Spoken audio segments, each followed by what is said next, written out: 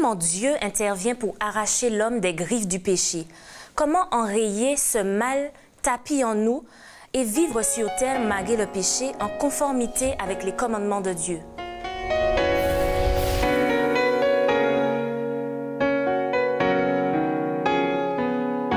Bienvenue, chers amis, dans votre émission Autrement dit. Je vous retrouve cette semaine avec plaisir afin de pouvoir partager des réflexions autour de la parole de Dieu. Je suis en compagnie de Samuel Flamand et Patrick Luciat. Bienvenue à tous les deux. Merci. Alors, nous poursuivons encore cette semaine nos réflexions autour du thème de la rébellion de l'homme et de la rédemption du salut apporté par le Christ. Toujours dans ce débat entre le bien et le mal, entre Dieu et Satan, que pensez-vous de la tendance qui porte à croire que le diable, finalement, n'existe pas? Je crois qu'il suffit d'ouvrir les yeux pour réaliser que cette déclaration ne tient pas la route. Moi, toutes les fois où je passe près d'un cimetière, près d'un hôpital, ou que je lis le journal, je crois que c'est un rappel cinglant que le diable existe. Alors, il n'est peut-être pas ce personnage que la littérature a véhiculé pendant longtemps, hein, avec des cornes, pieds de biche et puis une queue fourchue. Le diable est beaucoup plus subtil que ça dans sa présence et dans son intervention dans l'humanité. Mais le diable est la manifestation diabolique à travers le mal. Je crois que c'est une réalité. Alors on peut essayer de se persuader du contraire et peut-être que le diable se réjouit de ce qu'il a réussi son pari. Et le diable est malin, hein, sans mauvais jeu de mots, mais pour arriver à faire en sorte que les gens croient qu'il n'existe pas. Je crois que c'est peut-être une de ses plus belles réussites. Alors, si Satan, pourtant, a été vaincu, on l'a vu lors des émissions précédentes, par Christ, à la croix, au calvaire, pourquoi continue-t-il à sévir encore aujourd'hui? Toute l'œuvre du diable aujourd'hui, c'est de gagner le maximum d'êtres humains à sa cause. C'est de détourner le maximum d'êtres humains de Dieu. Et en fait, c'est son job, c'est son entreprise et il va le faire jusqu'à ce qu'il soit détruit. Et l'homme aujourd'hui, en tout cas la Terre, est le terrain de jeu, si je puis dire, le lieu d'expression du pouvoir du diable, puisque l'homme a péché, il a en quelque sorte vendu la souveraineté que Dieu lui avait donnée, le pouvoir que Dieu lui avait donné sur la Terre au diable. Donc nous sommes sous la domination du diable sur oui, Terre. C'est pour ça que le diable est appelé le prince de ce monde. Et le but, l'objectif du diable, c'est de détourner le maximum d'hommes de Dieu. Alors pour ajouter à ça, c'est quand même intéressant la question que tu poses.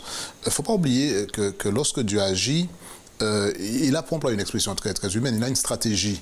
Parce que lorsque le diable est devenu diable, parce qu'il ne l'était pas toujours, Dieu aurait très bien pu l'anéantir illico presto, parce qu'il en avait le pouvoir. Mais Dieu est un Dieu d'amour. Et il a permis à l'homme de faire un choix. Et si le diable sévit encore aujourd'hui, ce n'est pas parce que Dieu est encore dans un laboratoire en train de dire qu'est-ce que je vais arriver à trouver comme solution pour pouvoir le faire disparaître. Parce qu'il y a des gens qui se posent la question. Autant il y a des gens qui ne croient pas dans l'existence du diable, mais il y a encore des gens aujourd'hui, de nombreuses personnes qui vivent des choses que le vocabulaire même n'arrive pas à décrire, et qui réalisent effectivement que le diable et le mal sont une réalité. Alors pour ces personnes-là, quand on leur dit que Christ a remporté la victoire sur le mal, elles ont parfois du mal à associer cette victoire-là et puis le quotidien. Exactement. Et je crois qu'il faut bien distinguer les choses. La victoire de Dieu sur le diable est une réalité. Lorsque le Christ, selon le plan de Dieu, a signé sur la croix et avec son propre sang les papiers de l'émancipation de l'homme, si je puis dire, de l'esclavage du péché, ça ne signifie pas que le diable, Dieu en a terminé. Dieu a prévu, il y a une vision prophétique qu'il faut avoir lorsqu'on lit les Saintes Écritures. Il y a un moment où le mal disparaîtra à tout jamais. Et Dieu permet à l'univers tout entier de réaliser que son plan, effectivement, était basé sur la justice et sur l'amour. Et que c'est le diable qui avait tort. Essayer de faire passer Dieu pour un dictateur qui force l'homme à faire ce qu'il ne veut pas, eh bien, c'est en train d'être démonté parce qu'on voit que le plan du diable, c'est quoi? C'est la destruction de l'homme, la destruction des valeurs fondamentales. Et aujourd'hui, comme à l'époque, eh bien, le mal est pratiqué par les hommes. Satan inspire les hommes à faire ce qui est mal. Et je crois que c'est peut-être une manière pour nous de plonger encore davantage dans le texte biblique qui nous dit que la victoire est certaine, même mais elle n'est pas immédiate. Non, ça dit qu'elle est immédiate dans le sens où je peux m'approprier la victoire de Christ maintenant, aujourd'hui. Mais comme un animal qui est mort et qui a ses derniers soubresauts, le diable va s'agiter encore. C'est un lion rougissant, mais il sait déjà. Peut-être que nous feignons, certains feignent de l'ignorer. Mais lui connaît, lui, il sait déjà qu'il est condamné et qu'il n'a aucune chance de s'en sortir. Et c'est pourquoi, justement, il dit, comme je disais, comme un animal mort, eh bien, il va lancer ses dernières forces dans la bataille pour, comme ça me le disait, entraîner un maximum de personnes avec lui dans la perdition, parce qu'il sait lui-même qu'il a déjà perdu. Alors, cette semaine, on parle des juges. Nous sommes dans le livre, toujours dans l'Ancien Testament, le livre des juges. Qui sont ces juges et pourquoi Dieu les a suscités et à quel moment précisément? Le contexte du livre de Juges, que le peuple d'Israël revient vers Dieu, il abandonne, il revient, etc. Et à chaque fois, Dieu va susciter ce qu'on appelle des juges, donc des libérateurs, parce qu'ils seront à plusieurs moments sous la domination d'autres peuples, des Philistins, des Madianites, etc. Donc Dieu va susciter un libérateur, et qui sera également, pourquoi le terme juge, parce qu'il y en aura également qui seront vraiment des juges, et c'est le cas notamment de Déborah, mais ce sont des libérateurs que Dieu va susciter pour sortir son peuple de situations de domination par d'autres peuples, et cela parce qu'ils ont désobéi. Tu parles de Déborah, on est un petit peu étonné, peut-être surtout quand on pense aux pratiques de l'époque. C'est vrai que la femme n'était pas forcément élevée. Alors comment expliquer que Dieu ait nommé une femme juge à cette époque? Dieu n'a jamais eu de problème avec les femmes, hein. C'est peut-être les hommes qui en ont eu. Et dans le cas présent, lorsqu'on étudie l'histoire de Déborah, on se rend compte que c'est une femme juge. Alors comme ça me le disait, hein, les juges, c'est à la fois des leaders, c'est à la fois des personnes qui ont eu des actes de libération pour le peuple, et puis des personnes qui rendaient justice aussi dans les conflits, dans les difficultés que le peuple avançait. Dieu aime son peuple, et il veut toujours qu'il y ait une figure, à part lui bien entendu, qui est irremplaçable, mais qui donne le ton au peuple. Et Déborah, c'est extraordinaire, puisque c'est une femme, et à l'époque, la société avait casé un petit peu les femmes dans un rang subalterne, et que là, une femme soit à la fois prophétesse et juge, c'est quand même extraordinaire. Elle reçoit des messages de la part de Dieu qu'elle transmet au peuple, et puis elle exerce un leadership au niveau de ce même peuple. Et ce qui est intéressant dans l'histoire de Déborah, qu'on ne va pas revisiter en détail là, mais elle va même voler la vedette, presque, j'ai envie de dire, à Barak, qui va remporter la victoire sur l'armée ennemie. Mais c'est Déborah, quelque part, qui ressort. Il y a une autre femme aussi dans l'histoire, Jaël, mais Déborah, du peuple de Dieu, va être mise en avant parce que c'est elle qui encourage Barak à aller. L'Éternel sera avec toi, vas-y. Et lui, il ne veut pas y aller. Et c'est Déborah qui l'encourage, qui dit vas-y. Et il finit par dire, ce qui est triste d'ailleurs, si tu vas, je vais, mais si tu ne vas pas, je ne vais pas. Alors finalement, il se cache finalement derrière une femme. Alors que la femme a réussi à dire non, Dieu est avec nous. Elle fait preuve de confiance en Dieu, elle fait preuve de pugnacité, elle fait preuve de courage, elle a un vrai leadership. Et c'est extraordinaire de voir qu'une femme joue ce rôle-là en tant que juge, en tant que prophétesse. Elle a entendu la voix de Dieu, elle a cru ce que Dieu disait sans jouer avec, contrairement à Barak. Et puis elle a avancé et la victoire a été accordée au peuple de Dieu sur la foi de ce que Déborah avait reçu comme certitude de la part de Dieu. Et c'est triste que d'autres, les hommes qui étaient souvent mis en avant par la société, n'aient pas eu cette attitude envers Dieu. Donc je crois que c'est bien que la Bible souligne le rôle de femmes comme Déborah, entre autres. Il y a également des grandes figures dans les juges. On connaît pour la plupart d'entre nous l'histoire de Samson qui est relatée dans le chapitre 13 du livre de Juges que vous pouvez lire chez vous, chers amis.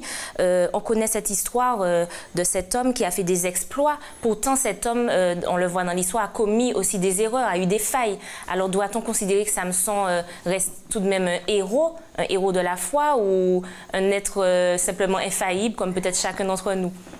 Oui, c'est un héros de la foi. D'ailleurs, on retrouve le nom de Samson dans le chapitre 11 du livre d'Hébreux, dans ce qu'on appelle la galerie des hommes de foi.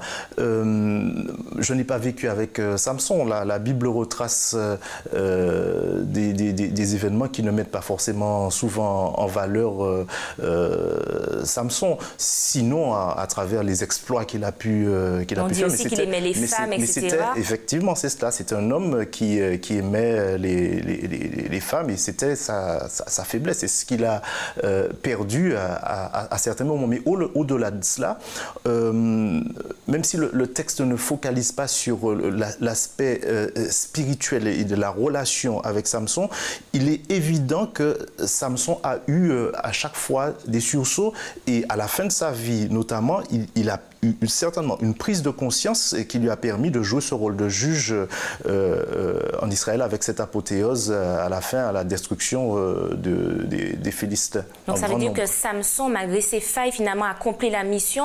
Donc quelle leçon on doit justement tirer pour nous aujourd'hui? Est-ce qu'un homme, on parle d'un homme précisément, qui a justement des penchants peut-être comme Samson pour les femmes, peut tout de même concilier ce penchant avec une mission, une grande mission, pour parler de Samson, que Dieu lui aurait confiée? Ça, c'est peut-être une des questions les plus belles concernant l'étude de cette semaine. Samuel disait tout à l'heure, alors juste pour ajouter un brin de provocation à la chose, hein, parce que j'imagine que ceux qui nous écoutent se disent, mais effectivement, Samson, tu disais, est mentionné dans le chapitre 11, le panthéon, la galerie des hommes, des femmes de foi. On se dit, mais qu'est-ce qu'il fait là? Qu'est-ce qu'il fait là? Il n'est pas à sa place là, parce que quand on lit le texte dans le livre des Juges, on se rend compte finalement que Samson, c'est un homme à femme, désobéissant, qui aime la fête, etc. Et malgré le fait que ses parents aient reçu de l'ange des instructions pour le vœu de Naziréa, pour qu'il soit consacré, pas d'alcool, etc. Mais on se dit, mais quand on lit l'histoire, ben c'est quel désastre.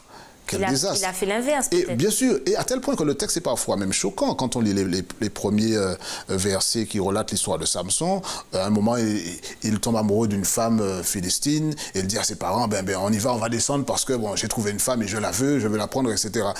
Et puis, le texte dit quelque chose qui est quelque part troublant. Il dit, ses parents, finalement, l'accompagnent, ne sachant pas, alors je paraphrase, hein, qu'en fait, c'était le plan de Dieu. Mais attends, c'est quoi ça, le plan de Dieu pour qu'il aille prendre une femme philistine, alors que ça faisait partie des interdits. Il ne faut pas se mélanger avec le peuple par ce genre d'alliance, pour des raisons évidentes. Et je crois que c'est là où il nous faut apprendre à aller au-delà. Et ta question a toute sa pertinence, parce qu'en fait, quand on lit l'histoire de Samson, on se rend compte que Dieu utilise Samson en dépit de qui il est. C'est-à-dire que même la bêtise de Samson correspond à ce que Dieu voulait faire. Parce que peut-être que Dieu connaissait déjà justement les plans, et que son plan était que Samson soit infaillible et aille vers les Philistines. Le plan de Dieu, non, justement. Et c'est ça qui est intéressant, c'est que Dieu n'a jamais voulu, Dieu ne se contredit pas, Dieu a dit aux enfants d'Israël de ne pas s'alliancer avec les peuples étrangers parce qu'ils avaient une adoration qui était idolâtre, etc. Et ce n'était pas le plan de Dieu. Donc quand Dieu dit cela, ce n'est pas par discrimination raciale ou autre. Et Dieu voulait conserver le peuple dans cette dynamique spirituelle d'adoration au vrai Dieu. Et Samson, contrairement à ce qu'on aurait pu espérer, part dans une mauvaise direction. Quand on lit le texte, il est ponctué d'épisodes où Samson fait le contraire de ce que Dieu voudrait qu'il fasse. Mais Dieu utilise Samson parce que le plan de Dieu, il ne faut pas oublier que le peuple était sous l'emprise des Philistins. Dieu veut libérer le peuple. Et si, à travers le conflit qui va surgir avec les Philistins, Samson va se retrouver être l'instrument que Dieu va utiliser, même si ce même Dieu-là n'est pas en phase du tout avec les choix de Samson, ses choix de fréquentation et tout. Et c'est là où on voit la grandeur de Dieu, et grandeur à tous les points de vue. C'est-à-dire que Dieu est capable, non pas de soutirer le mal, pour employer un terme bien de chez nous, mais de dire que je ne partage pas ce qu'il fait là. Ça ne correspond pas à ma volonté. Mais je veux accomplir une mission. Et parfois, Dieu va utiliser... Donc, je l'utilise. Samson, à ce moment-là, un instrument pour accomplir le plan de Dieu. Dieu, parfois, utilise un crayon crochu pour écrire droit. D'accord ? Et c'est ce qui est en train de se passer avec Samson, qui fait des tas de bêtises. Et sa présence dans le chapitre 11 d'Hébreux n'est pas une manière de glorifier la bêtise de Samson. Ce n'est pas une manière de dire, voilà, eh bien, les hommes à femmes, ça y est, rassurez-vous, pratiquez encore la chose, vous serez inscrits aussi dans la liste. Non, c'est une manière de dire que Dieu est capable de voir au-delà des fautes de l'individu. Et puis le texte ne dit pas non plus toute l'histoire de Samson. Il y a des épisodes qui ne sont pas révélés. Et certainement, s'il se retrouve là, c'est qu'à travers les actions qu'il a menées, même s'il n'est pas il n'a pas toujours été en ligne avec ce que Dieu demande. Les actions qu'il a menées, eh bien, Dieu était derrière pour lui permettre de délivrer le peuple, de faire avancer la libération du peuple. Donc, c'est parfois intriguant, mais je crois qu'il faut faire la part des choses entre qui était Samson en tant qu'individu, ses égarements, ses erreurs, ses fautes, et puis le plan de Dieu qui se réalise même avec un instrument comme Samson. Alors pourtant, peut-être que les fautes et les failles de Samson ont eu des conséquences, des répercussions. Est-ce que quand on demande pardon à Dieu pour un péché, on doit également lui dire je te demande pardon, efface aussi les conséquences de l'acte, de la faute que j'ai commise?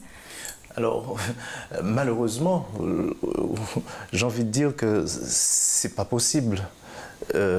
Puisqu'il efface le péché, il peut aussi effacer la conséquence négative. On demande pardon à Dieu. Certes, Dieu va nous pardonner, il va même oublier la faute. Mais ce qui se passe très souvent, c'est que malheureusement, les conséquences peuvent demeurer. Et on peut même avoir toute une vie à regarder les conséquences de ces désobéissances. C'est comme ça que ça se passe. Si Dieu nous dit de ne pas faire telle ou telle chose, je sais pas moi, et puis qu'on a un accident, on perd un membre, par exemple, eh bien, on aura à supporter toute sa vie les conséquences. Ah oui, on aura ce membre en moins. Alors, effectivement, ça que tu dis est intéressant. Et je reviens un petit peu à la délivrance dont tu parlais, Patrick, la délivrance du peuple d'Israël. Dans toute l'histoire de l'Ancien Testament, on voit que Dieu incessamment veut délivrer son peuple. Mais cette délivrance, c'est souvent faite dans des confrontations assez brutales, voire violentes. Alors, nous qui lisons ça aujourd'hui, comment comprendre qu'un Dieu d'amour ait pu cautionner la délivrance de son peuple, certes, mais au prix de la vie de tant d'innocents, peut-être? C'est vrai que quand on lit les récits, et il faut être honnête, quand on lit les récits dans l'Ancien Testament, on parlait tout à l'heure de Déborah, quand on lit toute l'histoire, à la fin, il y a une tuerie très sanglante, et je crois qu'il faut envoyer les enfants se coucher avant de lire ça, parce que c'est quand même brutal et assez violent. Mais je crois qu'il faut bien replacer les choses dans leur contexte. D'accord? Ce n'est pas une violence gratuite. Il faut toujours bien paramétrer notre regard. Quand Dieu envoie le peuple d'Israël en guerre contre les nations environnantes, ce n'est pas parce qu'il n'aime pas voir les nations environnantes. Le Dieu d'amour que la Bible décrit est un Dieu qui aime l'humanité, que ce soit des Philistins, des Israélites ou autres. Mais il a en horreur le péché. Et il y a des nations qui se sont données pour mandat, pour pratique, eh bien, de mettre Dieu de côté et puis d'adorer la créature au lieu du Créateur. Donc, lorsque Dieu, à de nombreuses reprises, va parler à ses peuples, il ne faut pas croire que Dieu n'a pas fait en sorte que ces peuples-là aient l'opportunité de le choisir. Eux-mêmes de se repentir. Bien sûr. Alors, le texte biblique, malheureusement, ne rapporte pas une histoire détaillée de l'histoire de l'humanité, parce qu'on ne sait pas tout. S'il fallait tout mettre dans le texte biblique, je crois que le livre pèserait des tonnes. Donc, dans l'histoire du peuple d'Israël, on ne sait pas toujours comment Dieu s'en est pris pour pouvoir, porter le message aux nations avoisinantes. Israël avait un rôle à jouer là-dessus. Il n'a pas toujours joué. Mais lorsque Dieu se lève et qu'il dit « Ce peuple-là qui est le mien, il est oppressé par un peuple idolâtre, Dieu va s'en défaire ». Je crois que Dieu ne cesse pas d'être juste qu'il le fait. Alors ça se fait parfois de manière brutale. Aujourd'hui, on va trouver peut-être que c'est plus sophistiqué avec des avions qui vont pointer au laser, etc. C'est toujours le même résultat, d'accord? Ce n'est pas Dieu qui est violent. Je crois que ce qui est violent, c'est le contraste qu'il y a entre le bien et le mal, entre Dieu et Satan et ceux qui s'attachent au projet de Satan. Alors, pensez-vous que nous revivrons ces événements, peut-être ces conflits sanglants? On a l'impression qu'on est dans un monde où on n'a pas le sentiment de voir peut-être le bien et le mal qui s'opposent, mais pensez-vous que dans un avenir à moyen ou à long terme, que nous pourrons revivre ces événements sanglants et peut-être vraiment mener une guerre pour Christ? Alors je ne sais pas, mais aujourd'hui, on voit quand même le mal à l'œuvre. Alors peut-être pas à grande échelle dans notre petite Martinique, mais dans le monde, on voit le mal qui se développe chaque jour de manière assez extraordinaire. Il y a des conflits aux portes de l'Europe, il y a des conflits au Moyen-Orient, il y a même des attentats sanglants qu'on a connus récemment à Paris. Donc le mal, oui, s'exprime.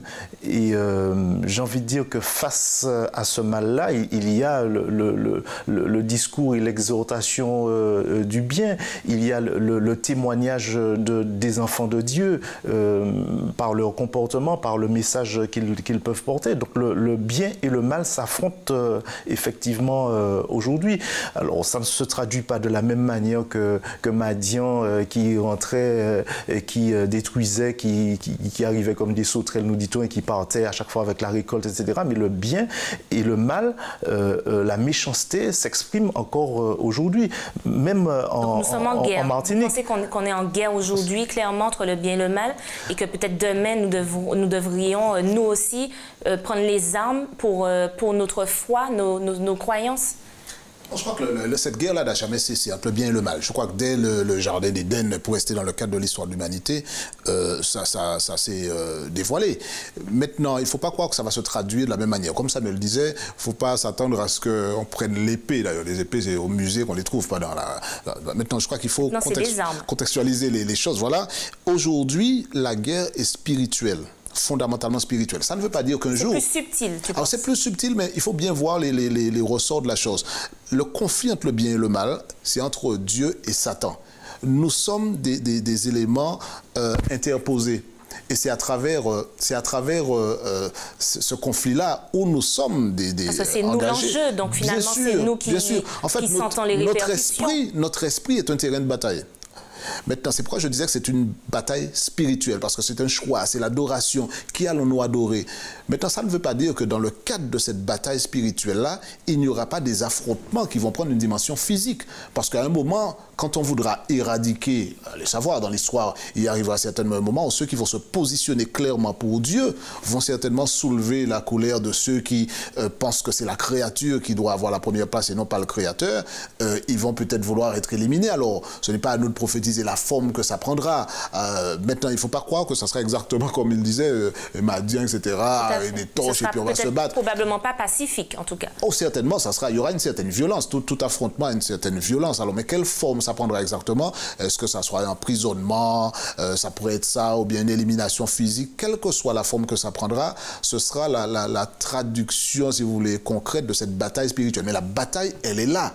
Aujourd'hui, nous sommes en guerre, puisque le diable essaie de conquérir notre esprit, de coloniser notre esprit pour nous amener à pratiquer les œuvres du mal plutôt qu'à pratiquer les œuvres du bien. Alors, puisqu'on est en guerre, tu parles de deux camps, Patrick, comment discerner dans quel camp nous sommes?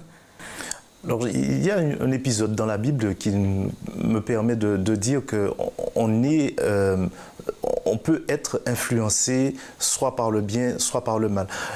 Alors, l'enracinement dans le bien ou dans le mal, c'est autre chose. Mais on peut être influencé, effectivement. C'est l'épisode de Pierre. Quand Jésus pose la question « Qui dit-on que je suis ?» et qui répond « Tu es le Christ, le Fils du Dieu vivant. » Et Jésus loue le fait qu'il ait trouvé cette réponse. Je dis ça comme ça. Et un petit moment après, quand Jésus annonce sa mort, en tout cas sa mort, Pierre dit que ça n'arrivera pas. Et Jésus lui dit « Arrière de moi, Satan ». En fait, on peut être, en très peu de temps, on peut être sous l'influence de Dieu, de l'Esprit de Dieu, sous l'influence on peut changer de camp d'une minute à l'autre. Mais tu vois bien que je ne dis pas qu'on peut changer de camp, parce qu'on peut pécher et on pêche, mais ça ne veut pas dire forcément qu'on change de camp. Il y a une différence entre pratiquer le péché et puis le fait de pécher accidentellement. Le tout, justement, c'est d'être dans le bon camp, même si, parce qu'il n'y a pas une étanchéité dans le monde dans lequel on est. L'étanchéité existait avant le péché. Il n'y a pas une étanchéité entre le mal et nous. Le tout, c'est effectivement de créer grâce à Dieu, une frontière, quelque chose qui nous permette d'aller moins de l'autre côté, mais on sera malheureusement toujours un peu influencé, tenté, etc. Et le tout, c'est de tomber le moins que possible. Alors, comment faire pour savoir justement dans quel camp nous sommes, puisque la frontière dont tu parles, elle est là, mais elle est peut-être invisible. On a l'impression de flancher d'une minute à l'autre. Donc, comment savoir à quel camp on appartient? C'est une excellente question. Je crois que cette certitude-là, elle nous est donnée par l'Esprit de Dieu. Samuel disait à juste titre que l'appartenance à un camp ou à un autre n'est pas déterminée par une faute occasionnelle que l'on aurait commise. Je crois que c'est une question de choix au départ. Est-ce que je reconnais que je suis un pécheur et est-ce que je saisis la main tendue de Dieu qui m'offre le salut gratuitement par sa grâce? Si je m'approprie ça et que je reconnais qui je suis et que j'accepte le salut gratuit de Dieu, eh bien, je fais partie justement de cette grande dynamique. C'est aussi simple que ça, Patrick. Aussi simple que cela. Accepter simplement. Bien sûr. Donc, on est tous dans le camp de Dieu. Non, la Bible dit que tous les hommes ont péché. À un moment ou à un autre, j'ai le privilège de faire un choix pour dire je reconnais que je suis pécheur, je renonce à cette voie de péché et j'accepte le salut gratuit que Dieu me donne. Donc, par la foi, j'accepte cette démarche de grâce que Dieu fait à mon endroit. Et je vis avec cette certitude. Le diable va tout faire pour me faire douter. Il va même me dire, écoute, tu as commis une erreur hier, donc ça y est, tu as déchu du péché. Alors là, c'est à moi de m'accrocher à la promesse de Dieu, de refuser de croire aux mensonges diaboliques et de m'accrocher à la merveilleuse promesse de Dieu. Parce que j'imagine que ceux ou celles qui nous écoutent, ils se disent, mais effectivement, moi j'ai commis des erreurs hier, tout à l'heure encore j'ai menti ou j'ai fait autre chose. Est-ce que ça veut dire que c'est terminé? Non, c'est pas déterminé par une erreur occasionnelle. C'est un choix que je fais de m'abandonner entre les mains de Christ et de dire, Seigneur, maintenant que je reconnais un pécheur et que je ne peux rien sans toi, conduis-moi. Chaque pas que je fais, je veux que ça soit fait parce que nous nous tenons la main et que nous avançons ensemble. Quand j'avance avec Jésus, je suis sûr d'aller dans la bonne direction et d'être dans le bon camp. Et c'est une expérience que je peux faire, que tu peux faire et que tous ceux qui nous écoutent peuvent faire. Alors là, c'est peut-être inégal puisque certaines personnes sont nées dans une religion, avec une croyance, avec la certitude qu'un Dieu existe, mais d'autres pas. Est-ce que c'est ça qui favorise justement d'être dans le bon camp? Non, c'est le choix que l'on fait. C'est sûr que lorsque... Ça aide quand on a été baigné dedans. Oui, c'est sûr. Mais à un moment ou à un autre, je crois qu'on est interpellé par l'Esprit de Dieu et qu'à ce moment-là, il faut décider de marcher. On peut décider de marcher à ce moment-là avec Dieu ou de prendre l'autre route. Choisissons donc le camp de Dieu, on l'a compris. Et merci en tout cas pour cet échange. Et merci à vous de nous avoir suivis. Rendez-vous la semaine prochaine.